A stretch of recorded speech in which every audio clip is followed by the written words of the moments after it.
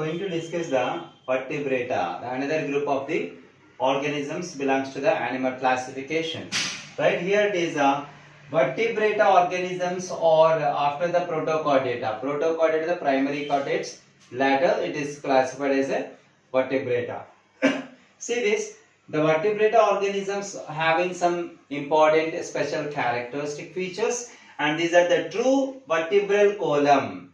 In these organisms we can find the true vertebral column. True vertebral column we can observe in these organisms. Later, and it's an internal skeleton. These vertebrate organisms are possessing the internal skeleton. Until Porifera to Echinodermata, we cannot find the internal skeleton. Only exoskeleton we can find. But in vertebrate organisms, internal skeleton we can find, right? Later, these are also bilaterally symmetrical like the previous group of organisms. Bilaterally symmetrical in the sense of the two body parts, left and right body parts are having the equal number of organs. Later, these are also triploblastic. The body is made by three membranes. The internal and external body parts are made by three membranes. Later, coelomic cavity is present. Coelomic cavity in the sense of the cavity between the dorsal body wall and ventral body wall. The coelomic cavity is also present in these organisms, and body is segmented. Some organisms we can find the segmentation. The segmentation character is evolved from the previously existing group of organisms. Later, complex differentiation. When you observe the tissue differentiation, the organ differentiation, it is more complex, more difficult differentiation we can find in these organisms. Later, the special character is having the notochord. These organisms are having a notochord, right? And later, having a paired gill pouches. Paired gill pouches. Generally, some organisms belongs to the vertebrata or living in the water itself. So, to breathe under the water, they require special kind of an organs for breathing. Those are nothing but the gills, and some organisms of these groups are having the gill pouches, right? And these are the characteristic features of vertebrata, and these vertebrata organisms are classified into 5 groups. Those are fishes, amphibians, reptiles, birds, mammals. These are the 5 groups of vertebrata organisms, and we just go through one by one. Now we are going to discuss the classification of vertebrates. Okay, the first group is fishes, amphibians, reptiles, birds, and finally mammals. See the some characteristic features of fishes here. Fishes are, generally we know that it's a aquatic organisms. Most probably they are living in the water. Later, these are having the fins and tail. When you observe the fishes, they are having fins and tails. Fins are there, right? Fins are there, we know that, and this is the tail, and which help in the swim in the water and also balancing the body in the water also, right? Later, these are breathing underwater. Whenever these organisms are under the water, automatically they can breathe underwater by using a special kind of respiratory organs called gills. Gills are the respiratory organs in fishes to breathe under the water. Later, and these organisms are cold-blooded animals. Cold-blooded animals. It doesn't mean that the blood is cool. These organisms' body temperature can able to change according to the environmental body temperature. Means these organisms are not maintaining the constant body temperature. Their body temperature will be changing. Later, these organisms having the heart. The heart is divided into only 2 chambers. One upper chamber, one lower chamber. One auricle, one ventricle. Only 2 chambered heart we can see in the fishes itself. Later, the another group is the amphibians. Amphibians is the second group of the vertebrata.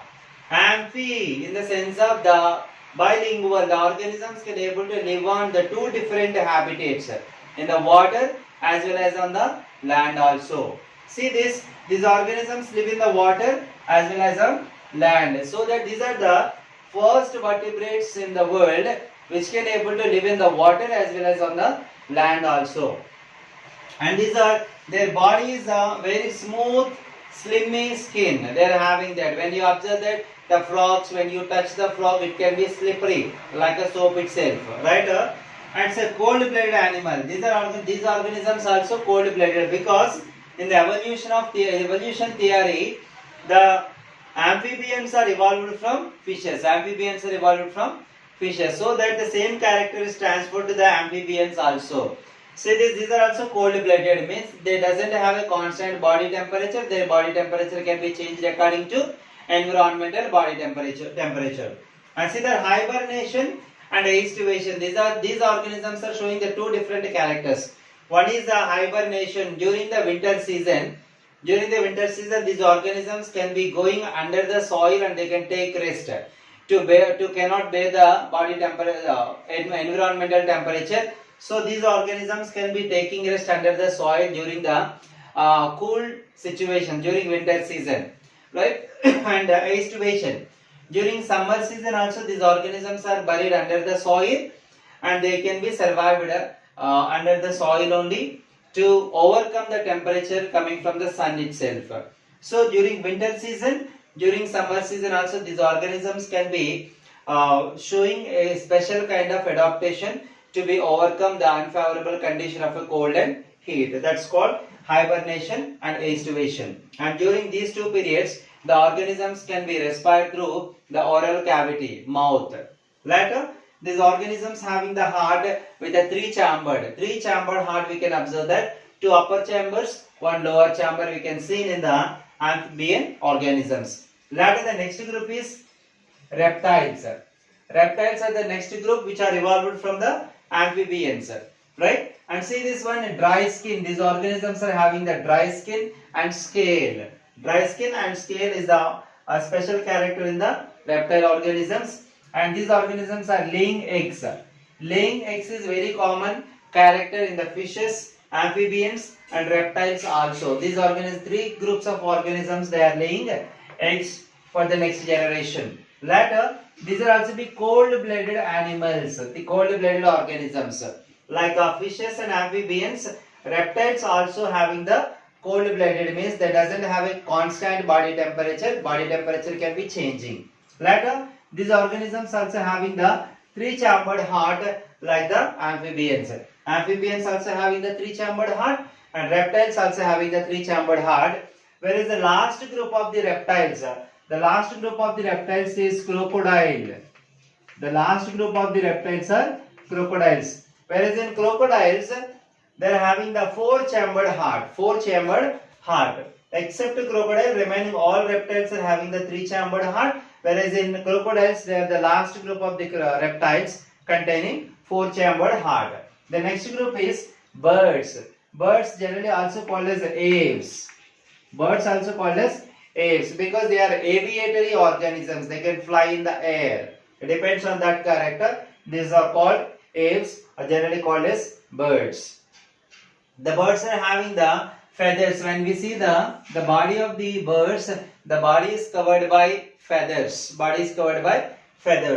And toe wings. We are observing that the wings are there and they are having toes that they can able to stand on the branches of trees and electrical wires, right? And this is the special character of the birds itself. And later, these organisms also be laying eggs like previously reptiles. Reptiles also laying eggs and birds also laying. These are the common characters in both of them, right? Later, these are warm-blooded. This is a special character which are not resemble the reptiles. Even though the birds are evolved from reptiles, some characters are different, right? These are warm-blooded. Warm-blooded does not mean that the blood is a little warm. They are having the constant body temperature. Even though the environmental temperature is changing according to the seasons, their body temperature will not be changed and they maintain the constant body temperature. That's called warm-blooded. See this? These organisms are having the four-chambered